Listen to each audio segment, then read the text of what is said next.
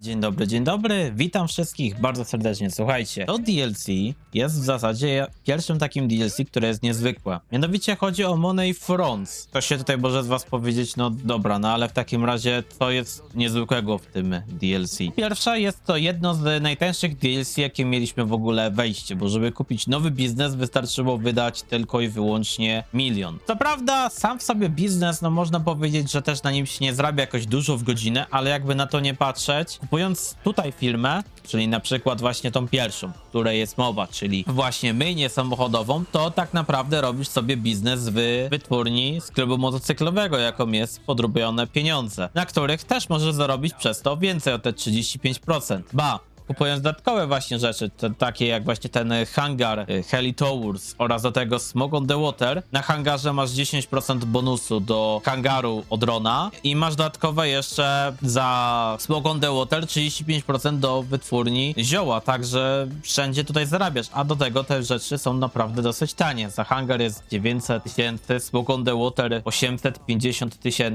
No szczerze trzeba powiedzieć, to nie jest dużo. A też dlaczego to DLC jest konkretnie niezwykłe? Po pierwsze, tutaj mamy odwrócony pasek, który mieliśmy wcześniej. Ten pasek to właśnie polegał na tym, że mieliśmy go sobie napełniać. Tutaj właśnie mamy odwrotność. Mamy ten pasek tak naprawdę wprowadzać do zera poprzez robienie legalnej aktywności. To była jedna z rzeczy, którą pewno wiele osób mogło tak trochę się zastanawiać właśnie, jak był na przykład klub nocny, to niby sobie tam ludzie tańczyli, ale co to miało do znaczenia, skoro towar nam się zbierał pod dołem i zbieraliśmy hajs za bilety. To był typowy biznes AFK, w którym się kompletnie nic nie robiło, no poza tylko tym, że można było sprowadzać, jeżeli wydarzyła się na sesji publicznej było zadanie, żeby sprowadzić sobie towar. Później dodali, że jeszcze Johan może robić takie samo coś, że odpalać taką powiedzmy, że misję, tylko że my sami sobie ją odpalamy, a nie na publiku. Ale w innych wytwórniach to wyglądało też tak, na przykład jak był warsztat samochodowy, niby te samochody się tam pojawiały, ale mogliśmy nawet te rzeczy na przykład olać i zupełnie tego nie robić i zajmować się tylko tymi mini napadami, zleceniami tak naprawdę z tego warsztatu mogliśmy to mieć gdzieś. Tutaj została zrobiona to jako mechanika, że ten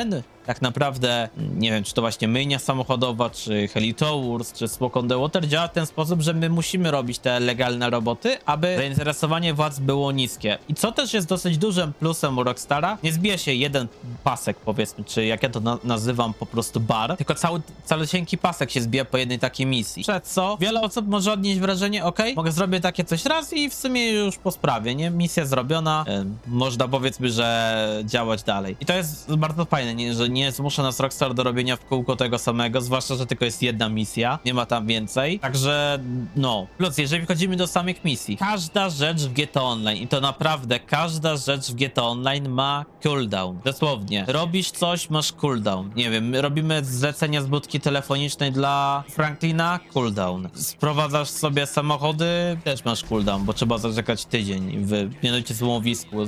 Do import-export tak samo, 5 minut przed następną misją, szybciej tego się nie da zrobić. Wszędzie masz cooldown. Zrobiłeś napad na Cayo Perico, cooldown. Zrobiłeś napad na kasyno, cooldown. Każdą rzecz jest cooldown. Musisz coś robić innego. A tutaj poszli w drugą stronę. Nie ma żadnych cooldownów. Możesz robić wszystko po kolei, przez co ten biznes aktualnie na premii na GTA Plusie razy 4, jak teraz jest, no robi to robotę. Potrafi to pobić takie Cayo Perico, czy właśnie kasyno, robiąc te misje. A te misje jeszcze dodatkowo aż tak się nie nudzą, nie? Jak ja robiłem to przez godzinę. Muszę szczerze przyznać, że powiedzmy mój poziom takiego powiedzmy, że zabawy nie spadał tak gwałtownie w dół, co nie, potem nagle przerwa, koniec, nie, już nie, cały czas misja po misji, cały czas łukłem to tłukłem, nic nie resetowałem, leciałem jak było, no bardzo fajnie to po prostu się farmiło, szczerze muszę przyznać, a nie tak jak co po niektórych właśnie biznesach, dlatego to też DLC jest właśnie pod tym względem niezwykłe. Niezwykłe też jest to, że w pierwszym tygodniu, od razu jak weszło DLC, dostaliśmy już całą praktycznie zawartość, jaka była zaplanowana, że tak to powiedzmy na to DLC, bo Rockstar robi coś takiego, wchodzi do właśnie nowe DLC, to oni sobie dzielą ten content, żeby on trochę starczył na dłużej. Weszło prawie wszystko, dosłownie,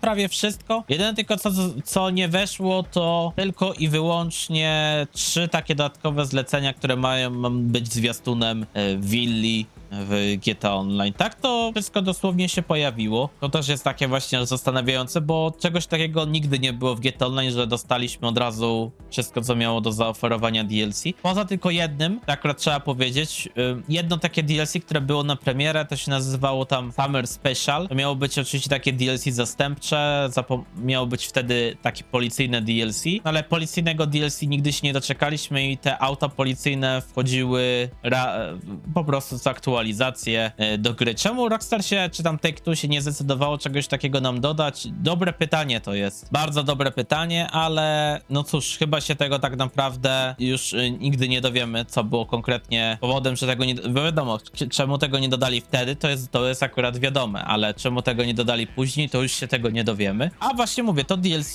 pokazuje właśnie i serio, naprawdę jest niezwykłe pod tym właśnie względem. Jesteśmy wszystko, co było prawie do zaoferowania. Sam w sobie biznes jest o tyle przyjemny, że niby to są 3 wytwórnie, którymi robimy praktycznie to samo, bo to trzeba przyznać, że to jest ten sam rodzaj misji, tylko zrobiony inaczej dosłownie, ale to jest jakby to samo, po prostu są 3 wariacje tej samej misji. Czy ogólnie w każdym z biznesów mamy po 4 misje, ale te 4 misje, że tak to można byłoby nazwać, no w każdym biznesie są inne, nie?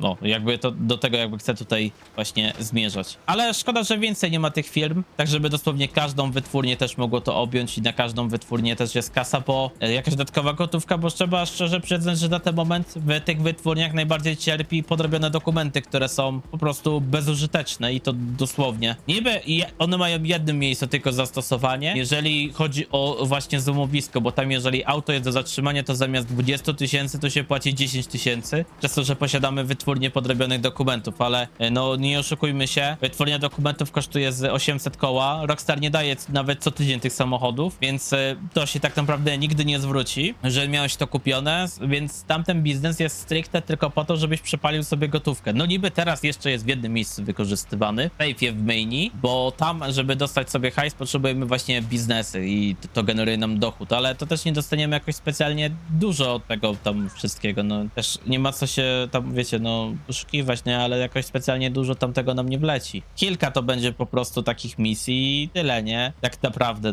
kilka hajsu, no, może tak bardziej powiem, to parę w tysiącach bardziej obracamy się niż w jakichś dziesiątkach nawet. Mówię, to się po prostu nie zwraca. Kolejna sprawa, która też jest jeszcze spoko w tym DLC, właśnie to jest też to, że mamy jakby zapowiedź właśnie tych willi. Mamy w dialogach, że ma coś takiego być, będzie zniżka na to. Czegoś takiego też nie było wcześniej właśnie w jakimkolwiek DLC, że mieliśmy początek jakby jakiegoś i potem było zapowiedź, co się pojawi dalej. Coś takiego rzeczywiście nigdy się nie pojawiło. Co najwyżej, kiedyś pamiętam, że kiedy wychodziło właśnie te letnie DLC, to napisali tam w poście na Newswayerze, że no w grudniu zobaczycie coś fajnego, że to będzie jedna z największych tam aktualizacji w GTA Online. Jakby tak to chyba było zapowiedziane. Wtedy to się okazało, że to było akurat Cayo Perico, ale no było wtedy zapowiedziane w Newswayerze, nie bezpośrednio w grze, że no coś dużego będzie. Tutaj są wille. Wille to też jest jedna z takich rzeczy, którą ludzie bardzo już wyczekiwali wcześniej w GTA Online i wydaje mi się, że to mogłoby być takie fajne zakończenie naszej postaci. No przynajmniej tak sugeruje, nie? Tak jak większość osób sugeruje, że to będzie już raczej ostatnie DLC do GTA Online, no bo wychodzi GTA 6.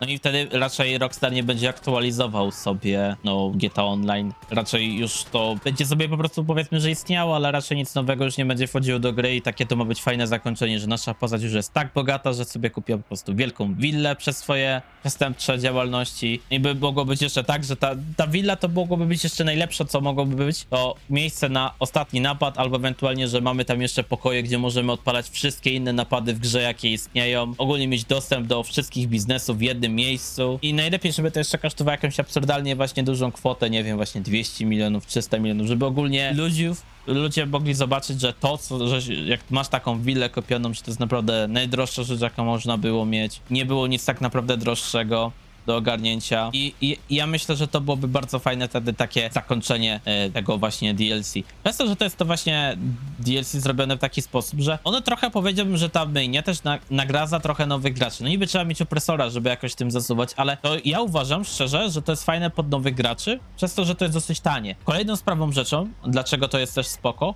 nie mają te misje absolutnie żadnego cooldownu. Robicie sobie tak, tyle, ile chcecie pod rząd. Każda, mówiłem, rzecz, jaka jest w grze, no ma cooldown. Tutaj nie ma w ogóle cooldownów, to też jest bardzo fajna rzecz, bo naprawdę można fajnie farmić. Wyobraźcie sobie, gdyby były na tej misji cooldown po 5 minut. No, nie oszukujmy się, ale biznes byłby zwyczajnie nieopłacalny. Nikt by tego nie chciał robić i skończyłoby to tak samo, tak jak biuro kaucyjne, gdzie nawet nie ma sensu robić tych niebieskich celów, chyba że do karnetu w GTA, znaczy no, do menu kariery, żeby mieć potem żeton na strój, ale tak to nie ma sensu nawet robić tego biznesu, no chyba że jeszcze po czerwony cel. Okej, no to jeszcze czerwone cele tam można robić, ale tak to nikt by tego nie robił. robił, to jest nieopłacalny biznes dla po prostu nikogo, a tutaj ma jakikolwiek to sens. Przez to, że jeszcze jest ta legalna robota, też nadaje, wiecie, jakiegoś większego sensu, że to my tutaj robimy. Wiadomo, to jest oczywiście zrobione tak, żeby nas to nie denerwowało, nie frustrowało, ale uważam, że to jest nawet dobrze zrobione, że tak to wygląda, chociaż mogliby dodać, że z czasem po prostu spada ten pasek, nawet jeżeli się nic nie robi, to mógłby ten pasek rzeczywiście